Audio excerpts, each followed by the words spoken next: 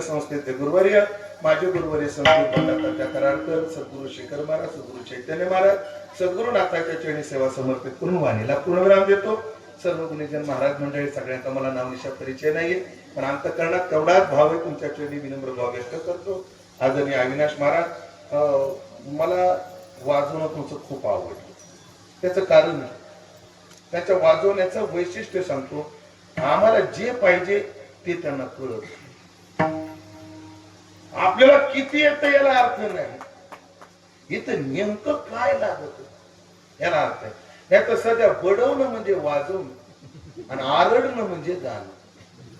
जो जेवढा चिरचिर चिरचिर काय भजण्या जावाय तर मग काय भजण्या येतं धाड धाड धाड धाड धाड धाड धाड धाड. म्हणजे त्यांचं वाजवणं कसं असतं, गाराचा पाऊस असून पत्र्याचं घराचं. पाऊस कशाचा? गाराचा. घर कशाचं? धाड धाड धाड धाड. महाराज मी तो म्हणतो काय काय बीपीच्या लोकांचे बीपी हाय व्हायला लागले या आवाजाने. हो, पण जेवढं पाहिजे तेवढं पोषक वाजवणं मला फार आवडलं. कोणाकडे शिकले महाराज? शिवराज महाराज शिंदे. वा, तुम्ही जे घडले तुम्हालाही धन्यवाद आणि तुम्हाला ज्यांनी घडवलं त्यांनाही धन्यवाद.